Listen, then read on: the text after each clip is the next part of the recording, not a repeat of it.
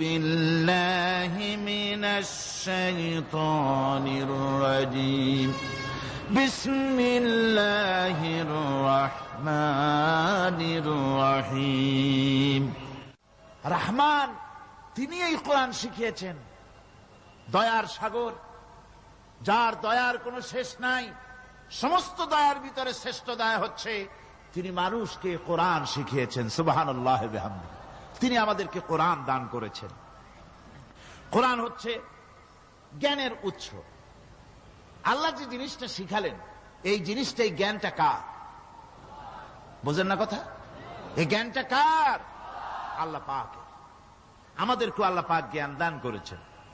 জ্ঞান হচ্ছে দুই প্রকার, একটা হচ্ছে ওহীভিত্তিক জ্ঞান, আর একটা হচ্ছে গায়ের ওহীভিত্তিক জ্ঞান। ওহীর জ্ঞানটা আসে কার কাছ থেকে? চিল্লা এখন, কার কাছ থেকে? আল্লাহর কাছ থেকে আসে ওহীর জ্ঞান। আর মানুষের কাছে যে জ্ঞানটা আছে, এটা হলো তার মন মস্তিষ্ক প্রসূত জ্ঞান। আমাদের কাছে যত জ্ঞান আছে, এই জ্ঞানটাকে আল্লাহ পাক বলেছেন ওয়ামা উতীতুম মিনাল ইলমি ইল্লা কালিলা। তোমাদেরকে খুব সামান্যতম জ্ঞান দেওয়া হয়েছে, খুবই সামান্যতম জ্ঞান তোমাদেরকে দেওয়া হয়েছে। আচ্ছা, আপনারা বলুন, একটা ছোট্ট পাখি আটলান্টিক মহাসাগরের ভেতরে তার ঠোঁটটাকে ডুবিয়ে তারপরে সে যদি ঠোঁটটা তোলে, তাহলে আটলান্টিকের পানি কমবে কতখানি? হ্যাঁ, অনেক কমে যাবে নাকি? আটলান্টিক টের পাবে যে কারো একটা ঠোঁট ঢুকছিল এর মধ্যে? টেরও পাবে না। আটলান্টিক মহাসাগরের ভিতরে পাখি তার চঞ্চুটা ঢুকিয়ে দিয়ে যতটুকুন পানি উঠাতে সক্ষম হয় না। ওহীর জ্ঞান বাদ দিয়ে গোটা পৃথিবীতে মানুষের যত জ্ঞান আছে, মানব সৃষ্টির প্রথম দিন থেকে নিয়ে আজ পর্যন্ত, এখান থেকে নিয়ে কিয়ামত পর্যন্ত যত জ্ঞান এসছে এবং যত জ্ঞান হবে মানুষের, সমস্ত জ্ঞান এক জায়গায় করলে আল্লাহ সুবহানাহু ওয়া তাআলার অনন্ত অসীম জ্ঞানের মহাসমুদ্রের ভেতর থেকে পাখি যেমন আটলান্টিক থেকে যতটুকুন পানি উঠাতে পেরেছে, বিশ্বের মানুষ আল্লাহর জ্ঞান থেকে অতটুকুনও তুলতে পারে না।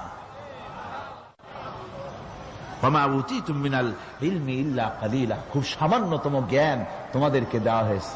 আমি অবাক হই যখন আল্লাহ পাকের কোরআনে কারীমের এই আয়াত যখন স্টাডি করি, যখন পড়াশোনা করি, মুতালা করি, অবাক হয়ে যাই। মানুষকে সামান্যতম জ্ঞান দেওয়া হয়েছে। আল্লাহ বলছেন সামান্যতম জ্ঞান। ওমা উতীতুম মিনাল ইলমি ইল্লা কালিল যদি বলতেন, তবু একটা কথা ছিল যে তোমাদেরকে কিছু জ্ঞান দেওয়া হয়েছে। তো কিছু না, বলা হচ্ছে ওমা উতীতুম মিনাল ইলমি ইল্লা কালিলা, সামান্যতম, খুবই সামান্য জ্ঞান দেওয়া হয়েছে। সেই সামান্য জ্ঞানের ঠেলায় আমরা কোত্থেকে কোথায় চলে গিয়েছি। গরুর গাড়ি থেকে রকেট পর্যন্ত গিয়েছি, টেলিগ্রামের টরেটক্কা থেকে ফ্যাক্স পর্যন্ত পৌঁছে গেছি। এ কি সোজা জ্ঞান? এখান থেকে এই মাহফিলের ছবি, নিউজ, ভিউজ এন্ড পিকচার একত্রিত করে ছবি করে আপনি ফ্যাক্সের মেশিনে ঢুকিয়ে দিলেন, কোড নাম্বার টিপি দিলেন, লন্ডন, আমেরিকা, জেদ্দা, বিভিন্ন জায়গায় দিয়ে দিলেন।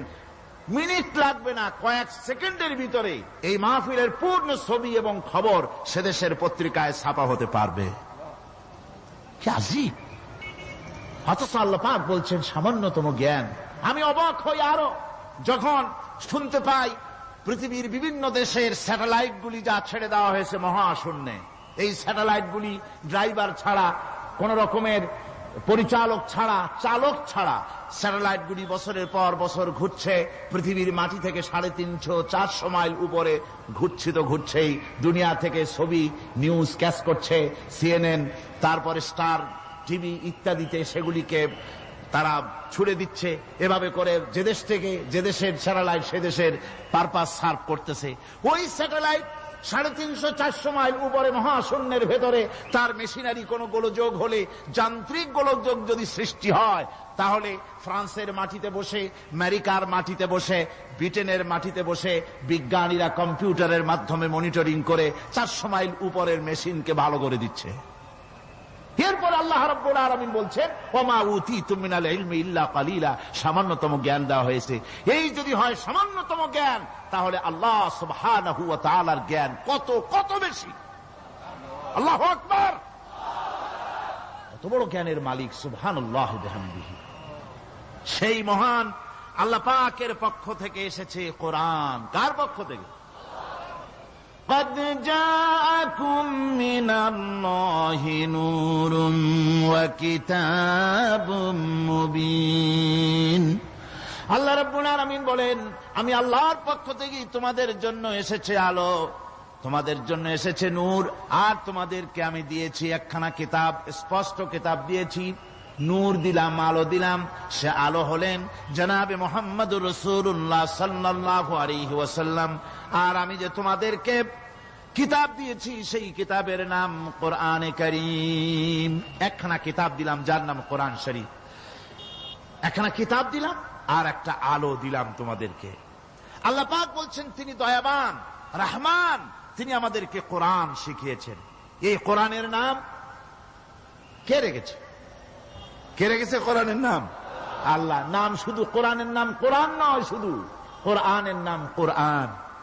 কোরআনের নাম ফুরকান, কোরআনের নাম হুদা, কোরআনের নাম শিফা, তানজিল, কোরআনের নাম কিতাব, কোরআনের নাম জিক্র। অনেকগুলি নাম আল্লাহ নিজেই কোরআনের নাম রেখেছেন। কোরআন এর অর্থ হল সর্বাধিক পঠিত, সর্বাধিক পঠিতব্য, বহুল পঠিত। কোরআন শরীফ নাজিল হওয়ার আগে এই নাম আল্লাহ পাক দিলেন। আর আজ দেখা গেল পৃথিবীর বুকে কোরআনের চাইতে বেশি পড়া হয়েছে এমন একটা বইয়ের নাম কোন? বলেন, এমন একখানা কিতাবের নাম বলেন যে কিতাবখানা কোরআনের চাইতে সবচাইতে বেশি পড়া হয়েছে, এমন একটা কিতাবের নাম বলতে পারবেন? পারবেন না। কোরআন সর্বাধিক পঠিত কিতাব। আল্লাহ রাব্বুল আলামিন এই কিতাবকে অবতীর্ণ করেছেন। আলিফ লাম রা কিতাবুন আনজালনাহু ইলাইকা লিতুখরিজান নাসা মিনাজ যুলুমাতি ইলান নূর। আলিফ লাম রা। গোটা পৃথিবীর মানুষের মুখে আল্লাহ রাব্বুল আলামিন তালা লাগিয়ে দিয়েছেন, চ্যালেঞ্জ করেছেন, দুনিয়ার সব বোঝো। কত ভাষাবিদ পৃথিবীতে আছে, আরবি ভাষায় যারা পিএইচডি করেছে, ডিগ্রি করেছে, বড় বড় নাম যারা ভাষাবিদ, তারা যদি সম্ভব হয় তাহলে তারা বলুক আলিফ লাম রা এর অর্থ কি। আলিফ লাম মিম হা মিম আইন সিন কফ ইয়াসিন তাহা, পারবে কেউ এর অর্থ করতে? ওয়াল্লাহু আ'লামু বিমুরাদি। এর অর্থ কেবলমাত্র আল্লাহ এবং তার বান্দা, যার প্রতি এই কিতাব অবতীর্ণ করা হয়েছে, তিনি বুঝতে পারেন। আল্লাহ পাক বলছেন কিতাবুন আনজালনাহু ইলাইকা, আমি আপনার প্রতি একখানা কিতাব অবতীর্ণ করেছি। লিতুখরিজান নাসা মিনাজ যুলুমাতি ইলান নূর, একখানা কিতাব দিয়েছি। সুবহানাল্লাহি ওয়া বিহামদি। এমন একখানা কিতাব দিলাম যেই কিতাবের সম্পূর্ণ কিতাবখানা 30 পারা কোরআন শরীফে কিতাব, যার প্রতিটি সূরা কিতাব, যার প্রতিটি আয়াত কিতাব, যার প্রতিটি শব্দ কিতাব, যার প্রতিটি অক্ষর কিতাব। এমন বিশাল কিতাব আল্লাহ রাব্বুল আলামিন আজিম কিতাব দান করলেন। আল্লাহ পাক বলেন এই জন্য দান করেছি যাতে করে আপনি মানব মণ্ডলীকে অন্ধকারের ভিতর থেকে আলোর দিকে নিয়ে আসতে পারেন। এই জন্যই এ কোরআন আমি আপনার প্রতি নাজিল করেছি। কোরআনে কারীম আল্লাহ পাক অবতীর্ণ করেছেন মানুষের কাছে, অর্থাৎ রাসূল করিম সাল্লাল্লাহু আলাইহি ওয়াসাল্লামের কাছে। এক সময় এইভাবে নাজিল হয়নি, 30 পারা কোরআন একসাথে আসেনি। এসছে কিভাবে? ধারাবাহিকভাবে, আস্তে আস্তে, একটু একটু করে আল্লাহ পাক অবতীর্ণ করেছেন। এই কোরআন আল্লাহ নাজিল করলেন। তিনি বললেন আর রহমান আল্লামাল কোরআন। রহমান, তিনি কোরআন শিক্ষা দিয়েছেন, এমন কোরআন যে কোরআনে কোনো ভুল নাই। যেরকম সুবহানাল্লাহ। দেখেন যত রকমের বই মানুষে লেখে, বাংলা, ইংরেজি, উর্দু, ফার্সি, যত রকমের ভাষায় হোক, যত বই লেখা হয়, বইয়ের ভূমিকায় গ্রন্থকার তিনি লেখেন এই বই লিখতে গিয়ে ভুল ভ্রান্তি হয়ে যেতে পারে, যদি কারো চোখে ধরা পড়ে জানিয়ে দিলে পরবর্তী সংস্করণে তা পরিশুদ্ধ করতে বাধ্য থাকিব। এরকম কথা বলে না? না, এরকম বলে যে আমি একখান বই লিখছি, এ বইয়ের মতো নির্ভুল বই আর কেউ লিখতে পারে নাই। এমন বাপের বেটার পৃথিবীতে জন্মাইছে কেউ? কেউ জন্মিয়েছে? কেউ জন্ম। এবং বইয়ের সূচনায় কোন গ্রন্থকার নিজের প্রশংসা দিয়ে বই শুরু করে না, বই শুরু করে নিজের দুর্বলতা দিয়ে। বই লিখতে গিয়ে ভুল হতে পারে, ছাপার ভুল হতে পারে, আমার ভুল হতে পারে, এটা সবাই লেখে। এই একখানা কিতাব তামাম পৃথিবীর বুকে অদ্বিতীয় কিতাব। এই কিতাবের রচয়িতা, এই গ্রন্থের অথার, এই মহাগ্রন্থের মালিক, তিনি এই গ্রন্থ শুরু করেছেন নিজের প্রশংসা দিয়া। জোরে বলেন সুবহানাল্লাহ। কোরআন কভার খোলা মাত্রই গ্রন্থকারের প্রশংসা শুরু হয়ে গেল। আলহামদুলিল্লাহি রাব্বিল আলামিন। পড়েন সবাই, আলহামদুলিল্লাহি রাব্বিল আলামিন। সমস্ত প্রশংসা, যাবতীয় প্রশংসা ওই আল্লাহ সুবহানাহু ওয়া তাআলার, যিনি तमाम বিশ্ব জাহানের যিনি স্রষ্টা, পালনেওয়ালা রব। সুতরাং তার প্রশংসা দিয়ে শুরু হলো। বইয়ের অথার যিনি, কিতাবের অথার যিনি, গ্রন্থের মালিক যিনি, তার নিজের প্রশংসা দিয়ে বই শুরু হয়ে গেল। সামনে এগোলেন, এবার কিতাব সম্পর্কে চিন্তা আসতে পারে, ভুল টুল আছে নাকি? কিতাব খোলা মাত্রই প্রশংসার পরে দেখতে পাবেন যালিকাল কিতাবু লা রাইবা ফীহি। এই কিতাবের ভিতরে, এই সেই কিতাব যার ভিতরে কোনো ভুল নাই, কোন সন্দেহের অবকাশ নাই। বিরাট চ্যালেঞ্জ আল্লাহ পাক করেছেন।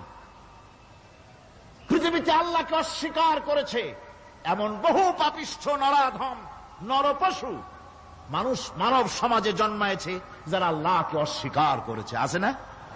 আছে না? কিন্তু একথা কেউ আজও বলেনি যে কোরআন শরীফ মানুষের তৈরি। একথা বলে কেউ প্রমাণ দিতে পারেনি, একথা বলার সাহসও কেউ রাখে না। তার কারণ, কেউ যদি বলে যে কোরআন মানুষের তৈরি, তাহলে তাকে বলা হবে যে তাহলে মানুষের তৈরি যখন, তুমিও তো মানুষ, একখানা তৈরি করো। আজ পর্যন্ত এই চ্যালেঞ্জের মোকাবেলা কেউ করতে পারেনি। আল্লাহ রাব্বুল আলামিন বলেন, আম ইয়াকুলুনা ইফতারাহু কুল ফাআতু বিসূরাতিন মিন মিসলিহি ওয়াদউ মান ইসতাতা'তুম মিন দুনিল্লাহি ইন কুনতুম সাদিকিন। ও নবী, ওরা কি কথা বলে যে কোরআন মানুষের বানানো? যদি তাই হয়, আপনি বলুন যে তোমরা তোমাদের যত রকমের সাহায্যকারী আছে সমস্ত সাহায্যকারীদের সাথে নাও আর কোরআনের সূরার মতো করে সূরা বানাও।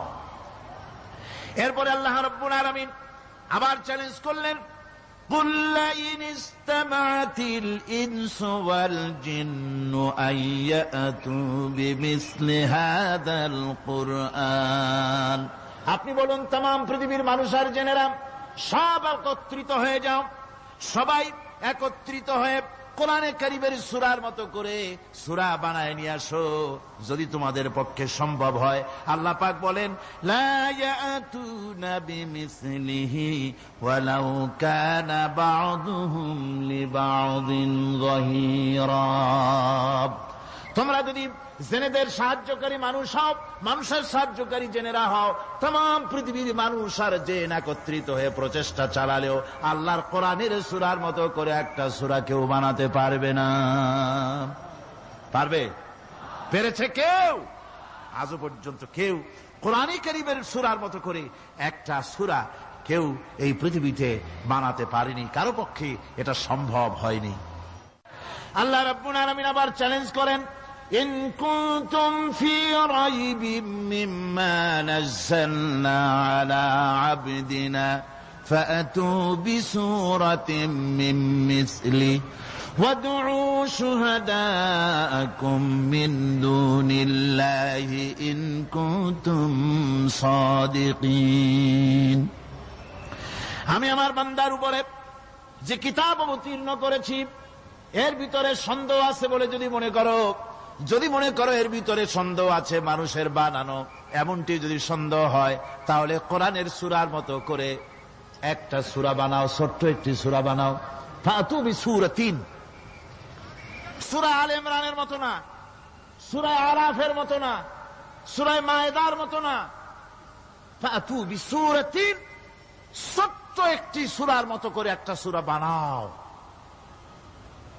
কিয়ামত হয়ে যাবে, মানুষ কোরআনে কারীমের মতো একটি ছোট্ট সূরাও বানাইতে পারবে না। সুবহানাল্লাহ পড়ে। আমার ভাইয়েরা, এই কোরআন আল্লাহ রব্বুল আলামিনের পক্ষ থেকে নাজিল হলো। কোরআন মানুষের চিরটা কাল ধরে, আবহমান কাল ধরে মানুষের মনকে আকৃষ্ট করেছে। কোরআনে কারীমের এর ভাষা, এর লালিত্য, এর মাধুর্য, এর রচনা শৈলী এবং এর গতিময় ছন্দ, এর শব্দ বিন্যাস মানুষকে মুগ্ধ করেছে চিরকাল ধরে। আল্লাহর নবী বলেন, এ কোরআন যখন আমি তেলাওয়াত করতেছিলাম একটা রাত্রে, যে রাতে আমার তেলাওয়াতের সামনে ছিল জেনেরা যখন আমার কাছ থেকে তেলাওয়াত শুনল, ইসসামিআতু হাত্তা ক্বালু ইন্না সামি'না কুরআনান আজাবা। আমার মুখ থেকে যারা যখন তেলাওয়াত শুনল, জেনারা তখন এ কথা না বলে পারে নাই, আমরা এক আশ্চর্য ধরনের কিতাব শুনেছি। জোরে বলেন সুবহানাল্লাহ। ইন্না সামি'না কুরআনান আজাবা, এক আশ্চর্য ধরনের কোরআন শুনেছি। বলতেছে সেই সব জেনেরা যাদের বয়স 1000 বছর, 1500, 2000 বছর, 500 বছর, যারা জাব্বুর শুনেছে, ইনজিল শুনেছে, তাওরীত শুনেছে, সেসব জেনেরা বলছে ইন্না সামি'না কুরআনান আজাবা, আশ্চর্য কিতাব শুনেছি। এমন এক কিতাব ইয়াহদি ইলার রুশদ, যে কিতাব শুনলে পরে শ্রোতাকে হেদায়েতের রাস্তা দেখায় দেয়, এমন এক কিতাব শুনলাম। আর এই কিতাব শোনা মাত্র ফামান্না বিহি, কোরআন শুনলাম আর ঈমান আনলাম। নবীজি বলেন, জেনেরা আমার মুখে তেলাওয়াত শুনে পড়ে নিল লা ইলাহা ইল্লাল্লাহু মুহাম্মাদুর রাসূলুল্লাহ। এই কোরআন এমন এক কোরআন, মান ক্বালা বিহি সাদাকা, এ কোরআন শরীফ থেকে যে কথা বলে সেই সত্য কথা বলে। কোরআন থেকে যে কথা বলে সে কি বলে? তার কারণ কোরআন এসেছে কার কাছ থেকে? ওয়ামান আসদাকু মিনাল্লাহি কিলা, আমি আল্লাহর চাইতে সত্যবাদী আর কে হতে পারে? আল্লাহর নবী বলেন, কোরআন থেকে যে কথা বলে সেই সত্য কথা বলে। আর ওয়ামান আমিলা বিহি উজরা, এই কোরআন যে আমল করবে তাকে পুরস্কার দেওয়া হবে, সে পুরস্কৃত হবে, দুনিয়ায় পুরস্কার পাবে, আখিরাতেও পুরস্কার পাবে। সুবহানাল্লাহ। ওয়ামান হাকামা বিহি আদালা, আর কোরআন থেকে যে বিচার ফয়সালা করবে সেই কেবলমাত্র সঠিক সুষ্ঠু বিচার কায়েম করবে, সোশ্যাল জাস্টিস সেই করতে পারবে, সুবিচার জাস্টিস কায়েম সেই করতে পারবে। ওয়ামান দাআ ইলাইহি হুদিয়া ইলা সিরাতিম মুস্তাকিম, আর কোরআন থেকে যে দাওয়াত দেয়, কোরআনের দিকে যে দাওয়াত দেয় সেই কেবলমাত্র সঠিক সহজ সরল রাস্তার দিকে দাওয়াত দেয়, যেই দাওয়াত শুরু হয় পৃথিবীর মাটি থেকে আর শেষ হয় গিয়া জান্নাতুল ফেরদাউসে। আমার ভাইয়েরা, কোরআন এর পরিচয়ের কথা বলতেছিলাম। আল্লাহ পাক কি কোরআন আমাদের শিখালেন, কোন কোরআন আমাদের শিখিয়েছেন, সেই কোরআনের পরিচিতি আপনাদের সামনে আমি তুলে ধরতেছি। আমি নিজে না, এবার কোরআন তার পরিচয় নিজেই দেবে। কেউ যদি কোরআনের কাছে জিজ্ঞাসা করে, কোরআন তুমি কোথা থেকে নাজিল হয়েছ, কে তোমাকে নাজিল করেছে, এই প্রশ্ন যদি কেউ কোরআনের কাছে করে, কোরআন নিজেই তার জবাব দিতে পারে কিনা? কোরআন নিজেই বলে, তানজিলাম মিম্মান খালাকাল আরদা ওয়াস সামাওয়াতিল উলা, এ কোরআন নাজিল করেছেন তিনি, যিনি ওই সুউচ্চ আকাশ আর জমিনকে যিনি সৃষ্টি করেছেন, সেই আল্লাহ আমারে নাজিল করেছেন। কোরআনের কাছে কেউ যদি প্রশ্ন করে, ও কোরআন এই পৃথিবীতে নাজিল হওয়ার আগে তুমি কোথায় ছিলে, কেউ যদি প্রশ্ন করে, কোরআনে কারীম নিজে নিজের পরিচয় শোনায়, আমি কোথায় ছিলাম শোনো।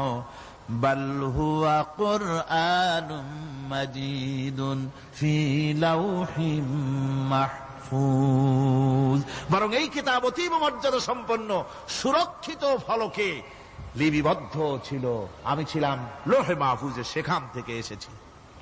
যদি কেউ প্রশ্ন করে, কোরআন কি কোরআন তুমি কার উপরে অবতীর্ণ হয়েছ, জবাব কোরআন নিজেই দেয়, ওয়া আমিনু বিমা নুযিলা আলা মুহাম্মাদ ওয়া হুয়াল হাক্কু মির রাব্বিহিম। ঈমান আনো সেই জিনিসের উপরে যেটা মুহাম্মদ সাল্লাল্লাহু আলাইহি ওয়াসাল্লামের উপর অবতীর্ণ হয়েছে। আবার অন্য আয়াতেও জবাব পাওয়া যায়, তাবারাকাল্লাযী নাযালাল ফুরকানা আলা আবদিহি লিয়াকুনা লিল আলামিনা নাযীরা। অতীব বরকতপূর্ণ মহান সত্তা সেই আল্লাহ রাব্বুল আলামিন, যিনি তার বান্দার পরে ফুরকান অবতীর্ণ করেছেন। সুবহানাল্লাহ বিহামদি। কোরআনের নাম আমি বলেছিলাম শুধু কোরআন নয়, অনেক নাম আছে। কোরআনের আর এক নাম ফুরকান। কোরআনের আর এক নাম কি? আল ফারকু বাইনাল হক্কি ওয়াল বাতিল।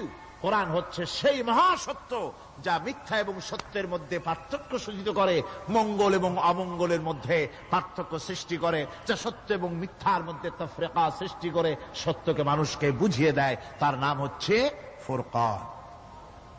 এবার যদি প্রশ্ন করা হয়, ও কোরআন, বুঝলাম তুমি লৌহে মাহফুজে ছিলে, বুঝলাম তুমি নবীজির উপরে নাজিল হয়েছো, এবার বলো তুমি কোন মাসে নাজিল হয়েছো? তুমি তো আসছিলা প্রথম কোন মাসে নাজিল হয়েছো? এ প্রশ্ন যদি কেউ করে, কোরআন তার জবাবে বলবে, শাহরু রমাদানাল্লাযী উনজিলা ফীহিল কুরআন। রমজানের পবিত্র মাসে আমি অবতীর্ণ হয়েছি। সুবহানাল্লাহ। যদি প্রশ্ন করা হয়, রমজানে তো আসছো, কিন্তু প্রথম নাজিল হয়েছিল কোন সময়? ওটা কি দিন ছিল না রাত ছিল? কোরআন তার জবাবে বলে, ইন্না আনজালনাহু ফি লাইলাতিল কদর। কদরের পবিত্র রাতে আমি এই পৃথিবীতে আমার আগমন ঘটেছিল। যদি প্রশ্ন করা হয়, বুঝলাম সবই, কেন নাজিল হয়েছে তুমি? এই পৃথিবীতে তোমার আসার উদ্দেশ্য কি? মূল কাজটা কি? এই প্রশ্ন যদি করা হয়, কোরআনে কারীম তার জবাবে বলে, শোনো কেন এসেছি।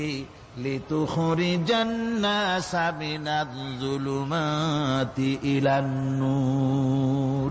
আমার মিশন হচ্ছে গোটা বিশ্ব মানবতাকে পঞ্জীভূত জমাট বাঁধা অন্ধকারের ভেতর থেকে টেনে বের করে আলোর সন্ধান দিতে, আলোর দিকে আনার জন্য আমি কোরআন নাজিল হয়েছি। গোটা পৃথিবীর মানুষ আছে অন্ধকারের ভিতরে। কিসের মধ্যে? অন্ধকার কি? অন্ধকার হচ্ছে পুঁজিবাদ, অন্ধকার সমাজতন্ত্র, অন্ধকার ধর্ম নিরপেক্ষতাবাদ, অন্ধকার জাতীয়তাবাদ। মানুষের তৈরি করা যত মতবাদ সব কি? জোরে কোন, সবগুলি কি? অন্ধকার। এই অন্ধকারের ভেতর থেকে মানুষগুলিকে টেনে আনবে কোরআন কিসের দিকে? আলোর দিকে।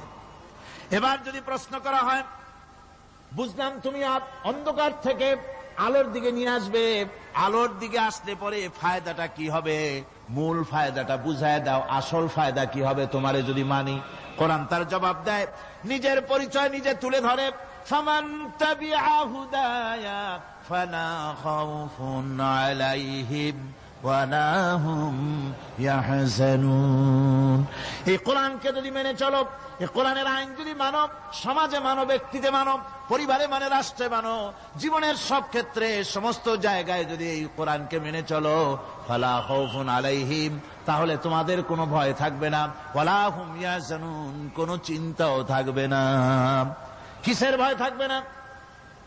কোরআনের আইন মেনে যদি চলো সমাজে ও রাষ্ট্রে, চুরির ভয়, ডাকাতির ভয়, জেনার ভয়, হত্যার ভয়, সন্ত্রাসের ভয়, কোনো ভয় থাকবে না। ওয়ালা হুম ইয়াহজানুন, চিন্তাও থাকবে না। খাওয়া পড়া, শিক্ষা, চিকিৎসা, বাসস্থান, এগুলির কোনো চিন্তা থাকবে না। কোরআনের সমাজে সব কিছুর গ্যারান্টি দেওয়া হবে, সবগুলি পেয়ে যাবে। এখন যদি আবার প্রশ্ন করা হয়, কোরআন বুঝলাম তোমারে মানলে পরে সব ফায়দা হবে, তাহলে এবার জবাব দাও, তোমার ভিতরে কি রাজনীতি আছে নাকি?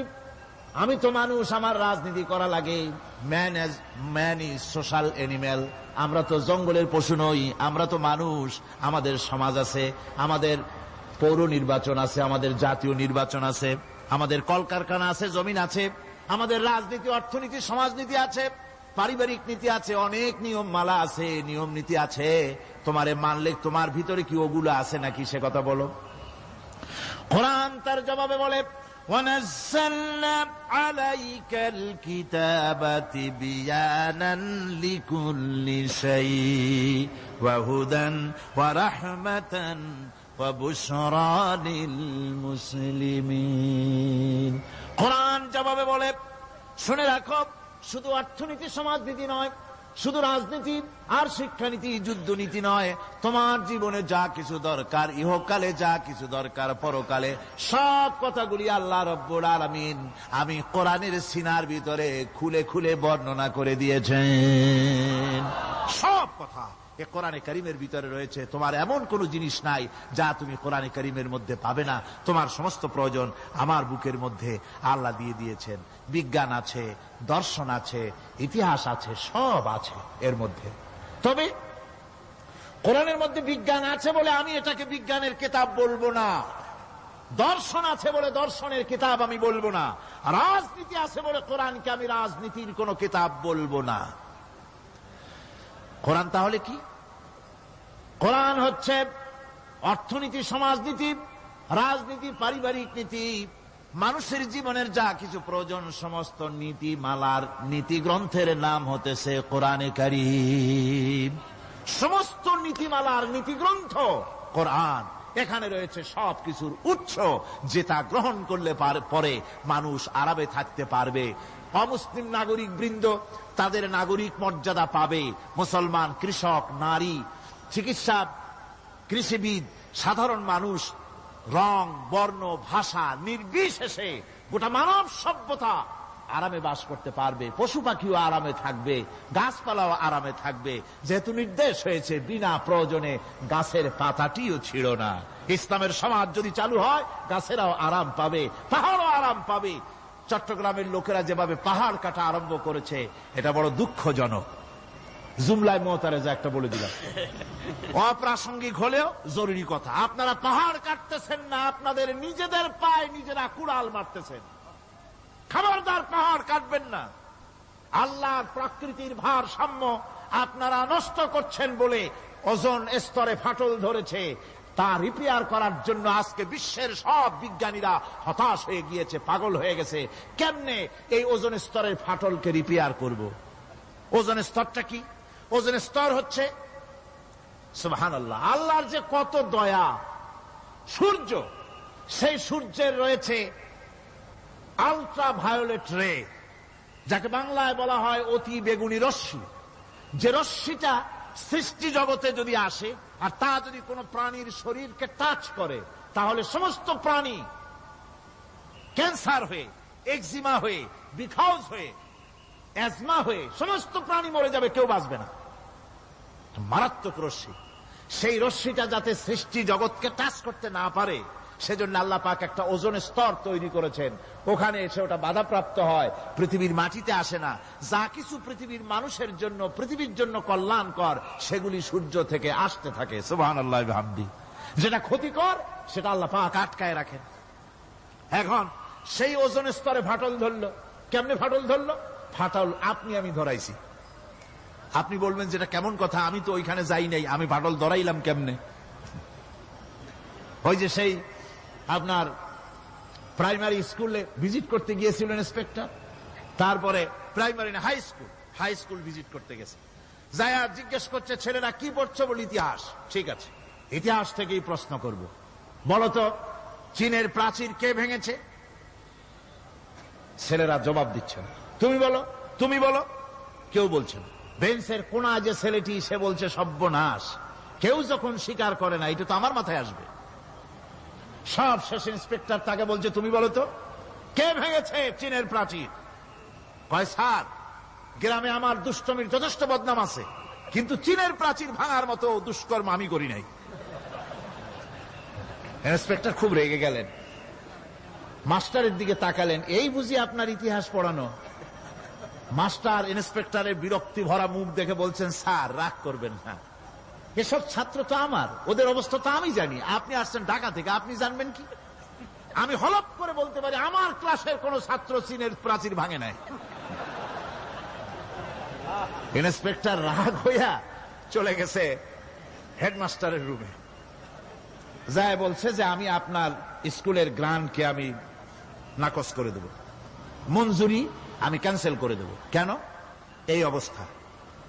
হেডমাস্টার বলছে, স্যার রাগ করবেন না, আপনার জন্য কিছু টাকা পয়সাও রাখছি হাদিয়া, বড় একটা চর্বিযুক্ত খাসিও জবাহ করা হয়েছে, পুকুর থেকে রুই মাছ তোলা হয়েছে। তারপরেও আমার ছাত্ররা, টিচাররা বলার পরেও যদি আপনার সন্দেহ হয়ে থাকে যে আমার ছাত্ররাই ভাঙছে, তো ওই আপনি অসন্তুষ্ট হবেন না, রাগ করবেন না। স্যার, ওই প্রাচীর ভাঙতে যা খরচ লাগে আমি কিছু খরচ দেবো, তো আপনি রাগ করেন না। এখন চিন্তা করেন, স্কুলের ছাত্র থেকে শুরু করে হেডমাস্টার পর্যন্ত জ্ঞানের বহর।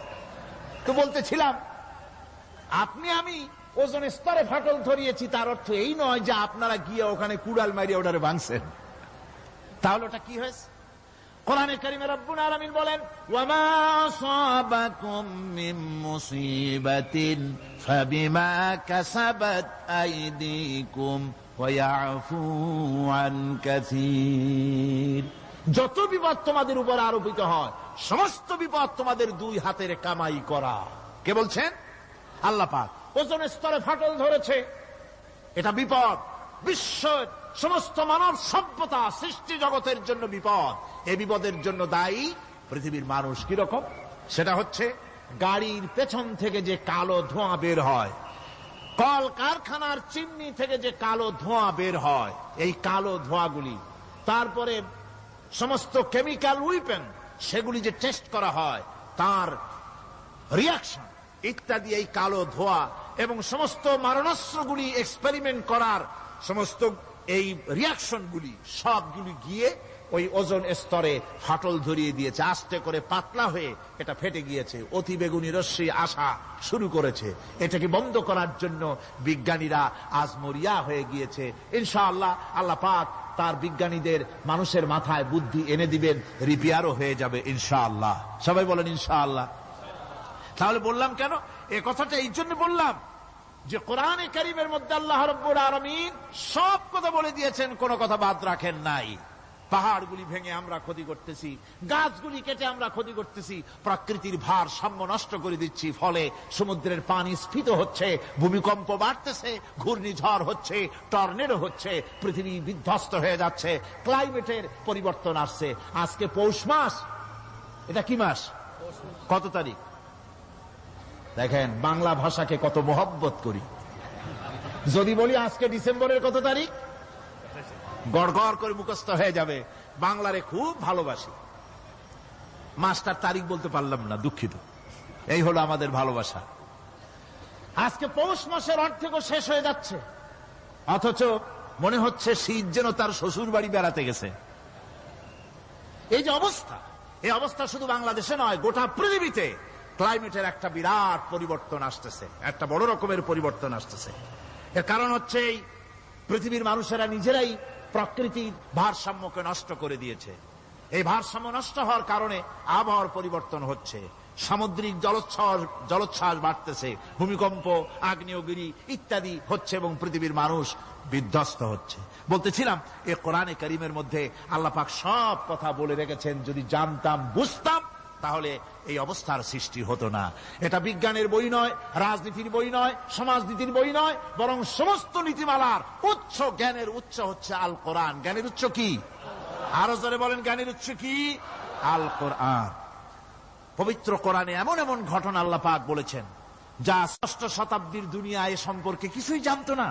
অবশ্য কিছু কিছু ঘটনা ইহুদিদের কিতাবে অতিরঞ্জিত আকার এবং বিকৃত অবস্থায় এসেছে, কিন্তু কোরআনে কারীম দুনিয়ার মানুষকে আদম সৃষ্টি, নূহের বন্যা, তারপরে মুসা আলাইহিস সালাম ফেরাউনের ঘটনা, ইব্রাহিম আলাইহিস সালামের নমরুদের ঘটনা এবং ইউসুফ আলাইহিস সালামের কাহিনী সবগুলিকে সুন্দর করে কোরআন শরীফ উপস্থাপনা করেছে রাসূলের মাধ্যমে, যা পৃথিবীর ইতিহাসে কেউ জানতো না। সেগুলি আল্লাহ পাক জানাইছেন কিভাবে? কোরআনে কারীম বলছে, তিলকা মিন আম্বাইল গায়বি নূহিহা ইলাইকা মা কুনতা তা'লামুহা আনতা ওয়ালা কওমুকা মিন ক্বাবলি হাযা। এ হলো সব অজ্ঞাত ঘটনা। সমস্ত ঘটনাগুলি আল্লাহ পাক তার হাবিবকে শুনিয়ে বলে দিলেন, সব অজ্ঞাত ঘটনা যা তুমি জানতে না, তোমার কোনো জানা ছিল না, আমি ওহীর মাধ্যমে তোমাকে সব জানাইছি। ইউসুফ আলাইহিস সালামকে যখন তার ভাইয়েরা কুয়ার মধ্যে ফেলে দিতেছিল তখন তুমি উপস্থিত ছিলে না, এই ঘটনা ওহীর মাধ্যমে আমি জানালাম। মুসা আলাইহিস সালামকে যখন ফেরাউন দরিয়ার ভিতরে ফেলে দিল, সেই সময় তুমি সিনাই পর্বতের পাশে দাঁড়িয়ে সব দৃশ্য লক্ষ্য করনি, অথচ আমি ওহির মাধ্যমে সব তোমাকে খুলে খুলে বলে দিয়েছি। আল্লাহ পাক সমস্ত ঘটনাগুলিকে বলে বলে কোরআন শরীফের মধ্যে সব সাজিয়ে দিলেন, বলে দিলেন। তিনি বললেন, ওয়ামা কুনতা বিজানিবিল গারবি ইয কাদাইনা ইলা মুসাল আমরা ওয়ামা কুনতা মিনাশ শাহিদিন। ফিরআউন যে মুসার সঙ্গে যে ব্যবহারটা করলো, এ সময় সেখানে তুমি উপস্থিত ছিলে না, আমি ওহীর মাধ্যমে তোমাকে তা জানিয়েছি। কাযালিকা নাকুসসু আলাইকা মিন আনবাই মা ক্বাদ সাবাকা ওয়া ক্বাদ আতাইনাকা মিন লাদুন্না যিকরা। আল্লাহ পাক বলেন, এভাবে আমি আপনার কাছে অতীত ঘটনাবলী ওহীর মাধ্যমে নিখুঁত ভাবে আপনার সামনে সব বলে দিয়েছি। আমার ভাইয়েরা, এই বিশ্বলোকে ঊর্ধ্ব লোক সম্পর্কে নিয়ে ভুল তথ্য বর্ণনা আল্লাহ পাক করে দিয়েছেন কোরআনের মাধ্যমে। 1665 খ্রিস্টাব্দে স্যার আইজাক নিউটন তিনি আবিষ্কার করলেন মাধ্যাকর্ষণ শক্তিকে। এই মাধ্যাকর্ষণ শক্তি, ল অফ গ্রাভিটেশন, এ সম্পর্কে মানুষের এই থেকে কিছু জানলো, কিন্তু আজ থেকে 1400 বছর আগে আল্লাহ রাব্বুল আলামিন তার উম্মি নবী, যিনি কোনো বিজ্ঞানাগারে লেখাপড়া করেন নাই, কোনো সায়েন্স রিসার্চ করেননি, যিনি কোনো কলেজ ইউনিভার্সিটিতে পড়াশোনা করেননি, তার মাধ্যমে জানিয়েছেন মাধ্যাকর্ষণ শক্তির কথা। কোরআন বলছে, ইন্নাল্লাহা ইউমসিকুস সামাওয়াতি ওয়াল আরদা আন তাজুলা। এই পৃথিবী এবং সমস্ত গ্রহ উপগ্রহকে আল্লাহ পাক বলছেন, আমি এমন এক শক্তি দিয়েছি যে শক্তির মাধ্যমে একটা আরেকটাকে আকর্ষণ করে রাখছে। এই পৃথিবীতে মাধ্যাকর্ষণ শক্তি শুধু পৃথিবীর নাই, সূর্যের আছে, মঙ্গলের আছে, নেপচুনের আছে, ইউরেনাসের আছে, বৃহস্পতির আছে। প্রত্যেকটি গ্রহের আলাদা আলাদা মাধ্যাকর্ষণ শক্তি আছে, আর এই শক্তির বলে একটা আরেকটাকে টেনে ধরছে, যাতে করে বিচ্ছিন্ন হয়ে না যায়, যাতে করে ধ্বংসপ্রাপ্ত না হয়। এগুলি আল্লাহ পাক এই তথ্যগুলি কোরআনে কারীমের মধ্যে বলেছেন। ফলে মরিস বুকাইলির মতো লোক, যিনি ফরাসি দার্শনিক, তিনি বলেছেন দুনিয়ার সমস্ত বিজ্ঞানীদের থিওরি হচ্ছে এই যে বিজ্ঞানের কোন থিওরি ফাইনাল নয়। আজ একটা হচ্ছে, কাল সেটাকে পরিবর্তন করে নতুন আর এক থিওরি আসতেছে। কিন্তু কোরআনে কারীমের মধ্যে আমি, কে বলতেছেন কথা? না না না, মরিস বুকাইলি বলছেন, কোরআন শরীফের ভিতরে আমি যে বিজ্ঞানের তথ্য পেয়েছি, থিওরি পেয়েছি, তার কোনো পরিবর্তন আজও হয় নাই, ভবিষ্যতেও হওয়ার কোনো সম্ভাবনা নাই। মরিস বুকাইলি মনে করেছিলেন বেদ আর বাইবেলে যেমন ভুল আছে, কোরআন শরীফে ওই রকম ভুল আছে, নাউজুবিল্লাহ। সেই জন্য তিনি আরবি শিখলেন কোরআন বোঝার জন্য, ভুল ধরার জন্য। কোরআন শিখলেন কি জন্য? ভুল ধরার জন্য। আর এমন শেখা শিখছেন, ওই আরবি শিক্ষা মানে আমাদের দেশের লোকদের মতো আনাকুম জানাকুম শেখে নাই, ভালো করেই শিখছে, ভালো করেই মুখস্থ করেছেন, তার ভালো করে আরবি শিখেছেন, তারপরে কোরআন শরীফ পড়েছেন, তারপরে তিনি এ কোরআন পড়ে তেলাওয়াত করে বুঝে এরপরে তিনি বই লিখেছেন the Bible, the Quran and science. এই বইয়ের মধ্যে তিনি পরিষ্কার লিখেছেন, কোরআন পড়লাম, এর ভিতরে একটা নকতা দেওয়ার, একটা কলমের ফোঁটা দেওয়ার জায়গা কারো নাই। কোরআন নিঃসন্দেহে মহান স্রষ্টা আল্লাহ রাব্বুল আলামিনের মানুষের বানানো কিতাব এটা হতে পারে না। সুতরাং কোরআন শরীফের মধ্যে আল্লাহ পাক সব কথা বলে দিয়েছেন। বিজ্ঞানের সাথে কিন্তু কোরআনের সংঘর্ষ নাই। অনেকে মনে করে যে বিজ্ঞান আর কোরআন এর মধ্যে বিরাট সংঘর্ষ। না, বিরাট সংঘর্ষ নয়, দুই একটা পয়েন্টে সংঘর্ষ থাকতে পারে। অধিকাংশ ব্যাপারই বিজ্ঞান, আমি মনে করি বিজ্ঞানের আবিষ্কার যত বাড়বে, কোরআন বোঝা মানুষের জন্য তত সহজ হবে। এটা আমার ধারণা, এটা আমার ধারণা। বিজ্ঞানের সাথে দুই একটা পয়েন্টের উপরে সংঘর্ষ আছে, যেমন চন্দ্র এবং সূর্য সম্পর্কে, সৌরজগৎ সম্পর্কে Copernicus, Kepler, Galileo, Newton, Einstein মহাশূন্য সম্পর্কে যে সব বক্তব্য রেখেছেন, সেসব বক্তব্যের সাথে কোরআন শরীফের কিছুটা বৈপরীত্য রয়েছে। যেমন কেউ বলেছেন সূর্য ঘোরে, পৃথিবী স্থির, কেউ বলে সূর্যের চতুর্দিকে পৃথিবী ঘোরে, কেউ কয় চন্দ্র ঘোরে, কেউ কয় আমরা কি আর বসে থাকি, আমরাও ঘুরি। কিন্তু আসলে ঘোরেটাকে কে ঘোরে, এ ফয়সালা কে দেবে? কে দিবে বলুন তো? হ্যাঁ, ঠিক বলেছেন, আল্লাহই দিবেন, কারণ এগুলি সৃষ্টি করেছেন কে? এবার শুনুন, এই বিতর্কের মীমাংসা আল্লাহ পাক করছেন। কোরআনে কারিমে বহু আগে গ্যালিলিও, কেপলার, কোপারনিকাস, এদের বলার অনেক আগে বিশ্বনবী জনাবে মুহাম্মদ রাসূলুল্লাহ সাল্লাল্লাহু আলাইহি ওয়াসাল্লাম তিনি বলে দিয়েছেন, আল্লাহর কথা তিনি বলেছেন, লাশ-শামসু ইয়ানবাগী লাহা আন তুদরিকাল কামারা ওয়ালাল-লাইলু সাবিকুন নাহার ওয়া কুল্লুন ফি ফালাকিন ইয়াসবাহুন। প্রবল জ্ঞানী হইবে যাহারা, আপন মনেতে বুঝিবে তাহারা, রাত্রি পারে না আগে যাইবার দিনের স্থান করি অধিকার, চন্দ্র বাঁধে না সূর্যের গায়েতে, সূর্য পারে না চন্দ্রকে ধরিতে, যার যে স্থান বহাল রাখিয়া ভ্রমণ করিছে খোদাকে ডরিয়া। আল্লাহ রাব্বুল আলামিনকে ভয় করে সব ঘুরছে, চাঁদও ঘোরে, সূর্য ঘোরে, মঙ্গল ঘোরে, ইউরেনাস ঘোরে, বৃহস্পতি ঘোরে, পৃথিবীও ঘোরে, সব ঘুরছে তো ঘুরছেই, বন বন করে ঘুরছে, একটা নির্দিষ্ট কক্ষপথে, আপন আপন কক্ষপথে ঘুরছে, যার ফলে অ্যাক্সিডেন্ট হয় না। সুবহানাল্লাহ, জোরে বলেন সুবহানাল্লাহ। নির্ধারিত কক্ষে ঘুরছে, নির্ধারিত কক্ষে ঘুরছে, এর কক্ষগুলি আল্লাহ পাক ঠিক করে দিয়েছেন, সেই কক্ষে ঘুরতেছে, একে অপরের পথ অতিক্রম করতেছে না। আবার ওই মহাশূন্যের ভেতরে রয়েছে black hole. Black hole, black hole কি? ব্ল্যাক হোল হচ্ছে একটা বিরাট অন্ধকার গহ্বর, একটা মৃত্যুকূপ। এত বড় বিরাট ব্ল্যাক হোল মহাশূন্যে আছে, বিজ্ঞানীরা হয়রান হয়ে গেছে, তার এত বড় শক্তি। সে শুধু তারা খায় না, কোন তারকা ঘুরতে ঘুরতে যদি তার কাছে এসে যায় তারাকে খেয়ে ফেলে। কোন আলো যদি কাছে আসে, আলো শুষে নিতে নিতে আলো যার থেকে এসেছে সেটাকেও শেষ করে ফেলে। এ ধরনের একটা দারুণ আকর্ষণী শক্তি তার মধ্যে আল্লাহ সৃষ্টি করেছেন।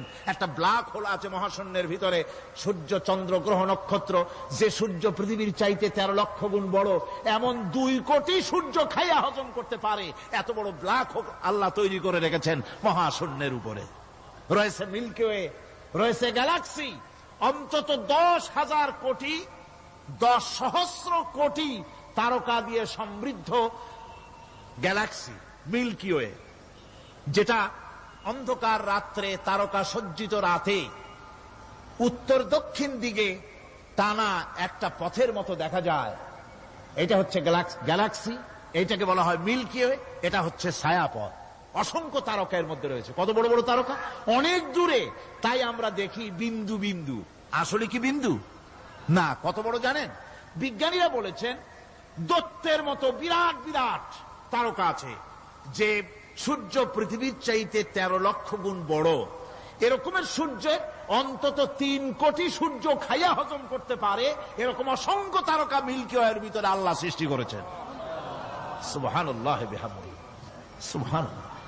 আর মানুষ লাফায়, 4 আঙ্গুল মানুষ খালি লাফ দেয়, মোষ কতগুলো রাখিয়া, কোন আনন্দে লাফা, কি শক্তি তোমার! মহাশূন্যের তুলনায় এই পৃথিবীর অবস্থান কি জানেন? এই জন্য যত বেশি পড়াশোনা করবেন মাথা নত হয়ে যাবে। কমিউনিস্ট হয় ছাগলেরা, বুদ্ধিমান কোনদিন কমিউনিস্ট হয় না। কারা কমিউনিস্ট হয়? ছাগলগুলি, যাদের আকল নাই, যাদের জ্ঞান নাই, বুদ্ধি নাই, ওরাই কমিউনিস্ট হয়। কোন চিন্তাবিদ, কোন বিজ্ঞানী কমিউনিস্ট হয় না। মাথা নত হয়ে যায়, আল্লাহর এই সৃষ্টি দেখে পাগল হয়ে যায়। নিঃসন্দেহে আল্লাহ আছেন, নইলে পরে এগুলি হয় কি করে? আমি চিন্তা করে পাই না কমিউনিস্ট হয় কেমন, কতখানি পাগল হইলে হয়। ছোট্ট একটা রুমাল দেখলে মনে করি কোন তাঁতি এটারে বানাইছে, একটা এই কি জানি কয় মাইক দেখলে মনে করি কেউ এটাকে বানাইছে, টেবিল দেখলে মনে করি কেউ বানাইছে, ফ্রিজ দেখলে মনে করি বানাইছে কেউ, একটা সুই দেখলে মনে করি কেউ এটাকে বানাইছে। আর এই বিশাল পৃথিবী, ওই বিশাল আকাশ, কমিউনিস্টরা কয় এমনি এমনি হয়েছে। আমার বন্ধুগণ, মাথা নত হয়ে আসবে চিন্তা করলে কি বিশাল সৃষ্টি আল্লাহ পাকের। এই ছায়াপথ, এই গ্যালাক্সি, এর তুলনায় পৃথিবীর অবস্থান কোথায়? পৃথিবীর অবস্থানটা হচ্ছে, আমার হাতে এটি একটি কলম,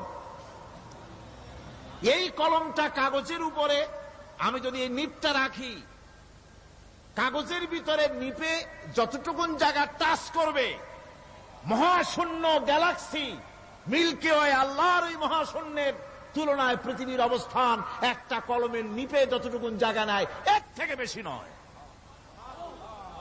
এই যদি হয় পৃথিবী, তাহলে সেই পৃথিবীর মানুষ আপনি কতটুকুন? সলিমুদ্দি বসিরুদ্দি খালি লাফায়। আমার বন্ধুগণ, লাভ কি? লাভের চোটে বলে হ্যান করেঙ্গে ত্যান করেঙ্গে, লাঠিকে আন্দার মুগুর ভরেঙ্গে। কয়দিন পর শোনা যায় শীত হয়ে পড়ছে, কিছু নাই। সুতরাং আল্লাহ পাকের অসীম সৃষ্টি জগৎ, এর সঙ্গে বিজ্ঞানের সংঘর্ষ কম, দুই একটা পয়েন্টে আছে। বাকি সবগুলিতে বিজ্ঞানের আবিষ্কার যত বাড়তেছে, আল্লাহরে চেনা, সৃষ্টি জগৎকে জানা মানুষের জন্য তত সহজ হচ্ছে। আর রহমান আল্লামাল কোরআন, কোরআন শিখিয়েছেন আমাদেরকে রহমান, এমন নিয়ামত দিয়েছেন যার মধ্যে সব আছে। মানুষ সৃষ্টির ব্যাপারে, মানব সৃষ্টির ব্যাপারে নির্ভুল তথ্য যদি পেতে হয়, তাহলে কার কাছে যাব? জোরে কোন? আল্লাহর কাছে যেতে হবে।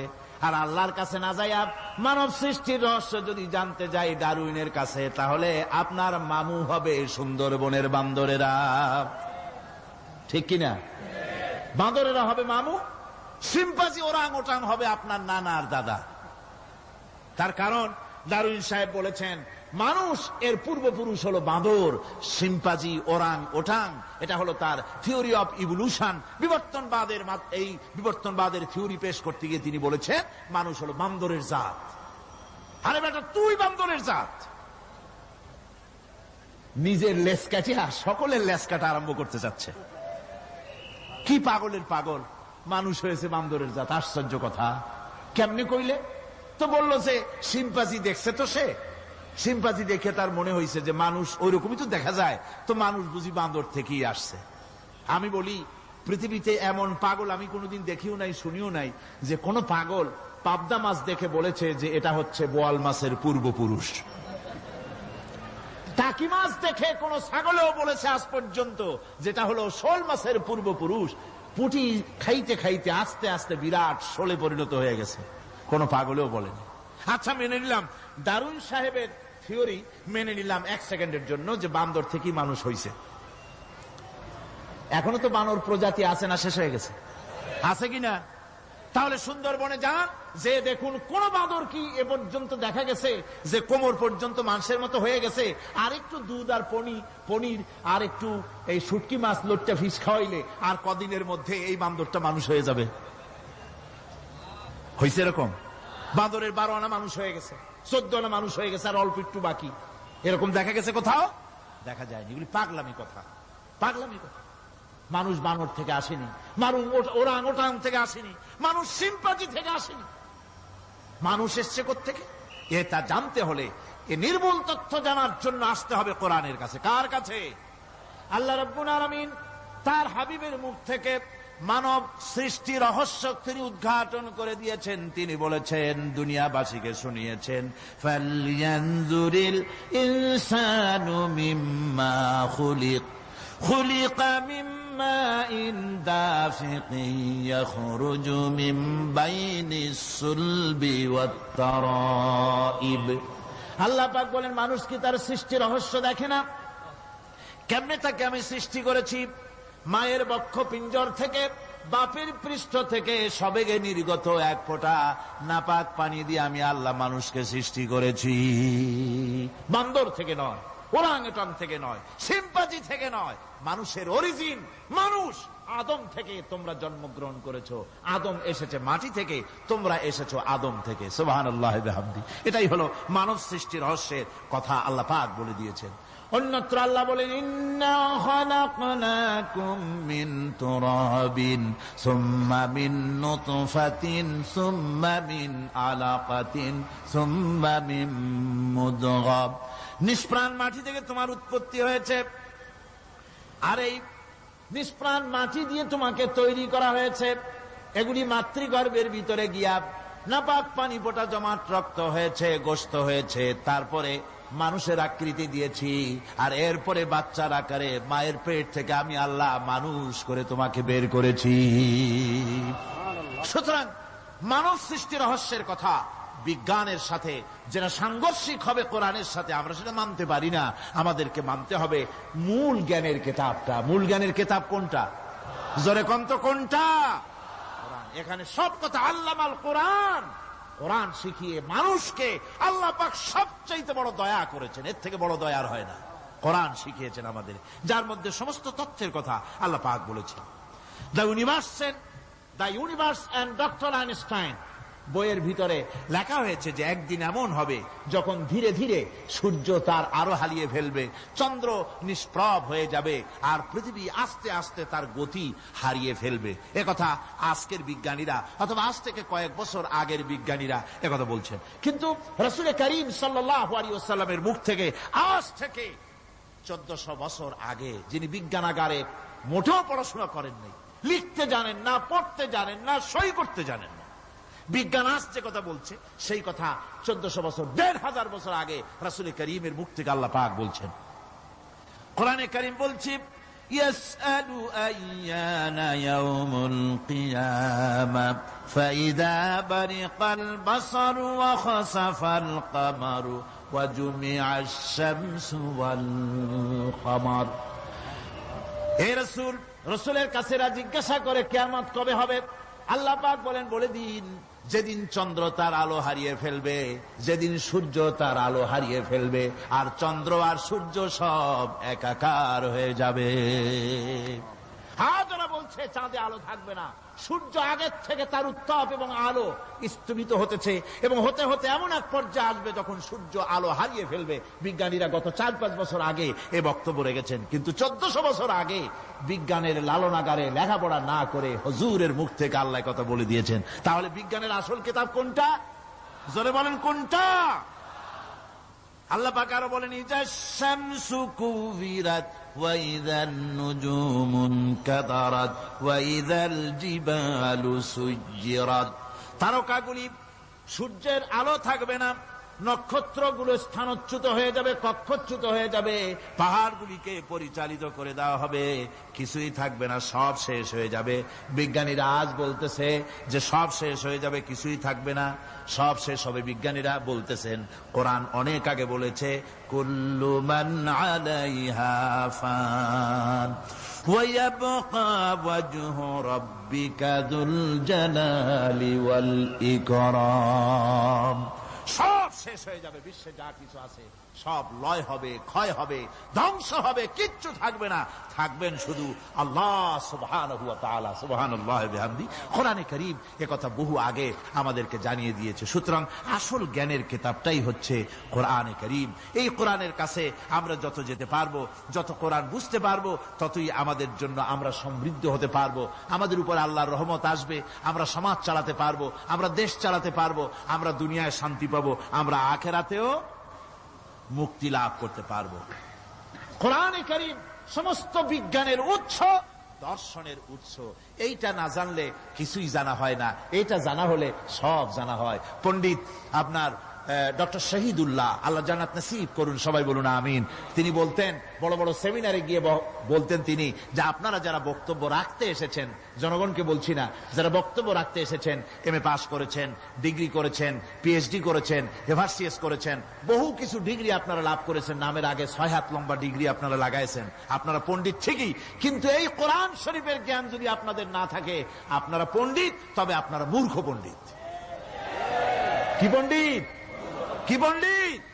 মূর্খ পণ্ডিত। ওরা বলে যে মৌলবীরা জানে কি, মৌলবীরা জানে কি? আরে ভাই, মৌলবীদের কাছে তো আসল জ্ঞান আছে। সুবহানাল্লাহি ওয়া বিহামদি। এখানে সবটা আছে। আপনারা এখানে আসেন, এটা বিশ্বাস করলে আপনি সবটা পেয়ে যাবেন। কোরআন বিশ্বাস করতে পারলে, কোরআন জানতে পারলে আপনি সব জানবেন। কোরআনে কারীমের মধ্যে আল্লাহ পাক কত কথা বলেছেন, এর মধ্যে আছে আল্লাহ পাক বলেছেন আফালা ইয়ানজুরুনা ইলাল ইবিলি কাইফা খুলিকাত। এই যে আমি উটগুলোরে বানাইছি, কেমনে বানাইলাম তোমরা কি দেখছো? উট কেমনে বানিয়েছি? মুফাসসিরিন মুফাসসিরিনে কেরাম এর উপরে অনেক আলোচনা করেছেন। তারা বলেছেন যে উট মরুভূমির জাহাজ, তারপরে উটের পিঠে একটা চুট আছে, কোন কোন উটের পিঠে দুইটা চুট আছে, মাঝখানে বসে একটারে হেলান দিয়ে আর একটা ধরে বসা যায়। আমি দেখছি দুইটা চুটওয়ালা উট, আফ্রিকান উট আমি দেখেছি, যে চুট সুবহানাল্লাহ দেখলে অবাক হয়ে যেতে হয় যে আল্লাহর কি কুদরত।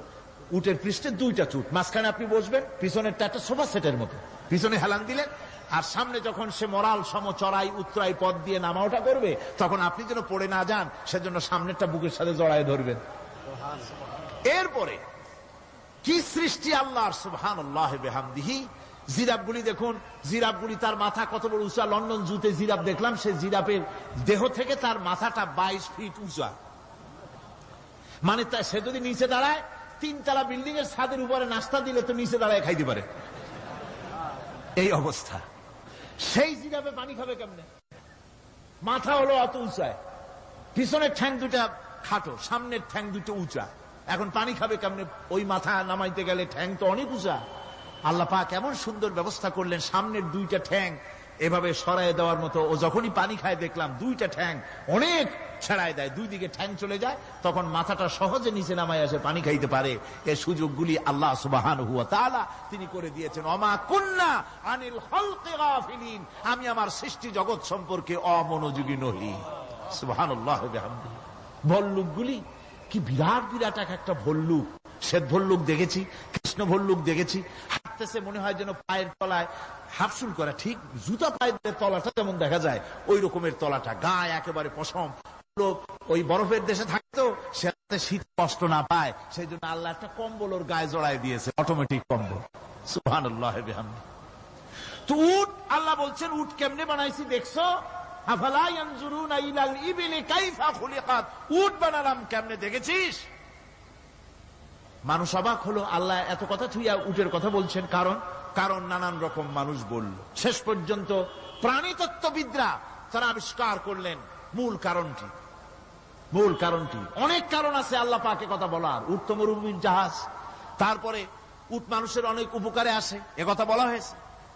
প্রাণীতত্ত্ববিদরা খুঁজে খুঁজে তারা দেখতে পেয়েছে যে উটকে জবাহ করে দেখা গেছে উট সমস্ত প্রাণী বাতাস থেকে অক্সিজেন যতটা গ্রহণ করে ততটা ছেড়ে যায়, যতটা গ্রহণ করে ততটা ছেড়ে যায়।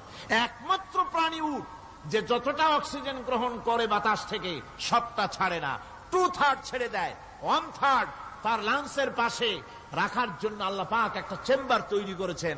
ওই চেম্বারের ভিতরে 1/3 অক্সিজেন থেকে যায়, কারণ পানিও রেখে। তার পানি রাখার জন্য রিজার্ভ ট্যাঙ্কি আছে, ভেতরে একটা রিজার্ভ ট্যাঙ্কি আছে, অক্সিজেন রাখার একটা চেম্বার আছে। এগুলি কেন? এই জন্য যে মরুভূমির ভিতরে সাইমুম শিল্পী গোষ্ঠী না, কিন্তু ঝোড়ো হাওয়া, মরুভূমির ভিতরে ঝোড়ো হাওয়া, এই ঝোড়ো হাওয়া যখন আরম্ভ হয়ে যায় তখন মানুষ বাঁচতে পারে না, মানুষ টের পাইয়া সব বাড়িতে চলে যায়। মরুভূমিতে চড়ে বেড়ায় উট, সে যাবে কোথায়? ওর তো যাওয়ার জায়গা নাই। 7 দিন 8 দিন 1 সপ্তাহ 2 সপ্তাহ পর্যন্ত এই মরুভূমিতে ঝড় চলতে থাকে, বালুর ঝড়, কিচ্ছু দেখা যায় না। ওখানে দেখছিলেন বালুর পাহাড়, কালকে আজকে দেখবেন বালুর পাহাড় এখানে চলে আসছে। এইভাবে পাহাড় তৈরি হয়ে যায়, বালি উড়ায় নিয়ে যায় বাতাসে। এই বাতাসের ভিতরে বালু উঠতে থাকে সমানে, মানুষ প্রাণী কিছুই সেখানে শ্বাস করতে পারে না, বাঁচতে পারে না। উটের মতো প্রাণী যে মরুভূমিতে থাকে ও বাঁচবে কি করে? আল্লাহ সুবহানাহু ওয়া তাআলা ওর লাংসের পাশে অক্সিজেন রাখার চেম্বার করে পানির ট্যাঙ্কি তৈরি করে দিয়ে রেখে এমন কায়দা করেছেন, ও যখনই টের পায় যে ঝড় শুরু হবে, সাথে সাথে ঠ্যাং দিয়া মুখ দিয়া গর্ত করে বালুর ভিতরে মাথা ঢুকাইয়া 1 সপ্তাহ 2 সপ্তাহ থাকতে পারবে মাটির তলে, অক্সিজেনের অভাব হবে না। আফালা ইয়ানজুরুনা ইলাল ইবিলি কাইফা খুলিকাত, দেখো নাকি কিভাবে সৃষ্টি করেছি আমি এই সুন্দর উটকে, একবার দেখো। আর শুকরিয়া তোমার মাথা নত হবে। যত বড় কমিউনিস্ট হও, আল্লাহর জন্য সেজদা দিতে বাধ্য হবে যদি তোমার ঈমান এতটুকুনো থাকে। আল্লাহুম্মা আমিন। ربنا ظلمنا أنفسنا وإن لم تغفر لنا وترحمنا لنكونن من الخاسرين ربنا لا تزغ قلوبنا بعد إذ هديتنا وهب لنا من لدنك رحمة إنك أنت الوهاب। রব্বুল আলামিন হাজার হাজার মুসলমান নরনারী দীর্ঘক্ষণ ধরে তোমার কোরআনের কথা শুনেছি, মেহেরবানি করে সওয়াবটুকুন রাসূল করিম সাল্লাল্লাহু আলাইহি সাল্লামের রূহ মুবারকে পৌঁছে দাও। তাম পৃথিবীর মাটির নিচে যত মুমিন মুমিনাত শুয়ে আছে, আল্লাহ তুমি মেহেরবানি করে কবরগুলিকে জান্নাতের টুকরায় পরিণত করে দাও। আমাদের মা বাপ যাদের দুনিয়া থেকে বিদায় হয়ে গেছে, আল্লাহ দয়া করে তাদেরকে জান্নাতবাসী করে নিও। রব্বিরহামহুমা কামা রব্বায়ানি সগীরা। ربنا تقبل منا إنك أنت السميع العليم وتب علينا إنك أنت التواب الرحيم سبحان ربك رب العزة عما يصفون وسلام على المرسلين الحمد لله رب العالمين بحق لا إله إلا الله محمد رسول الله. السلام عليكم ورحمة الله.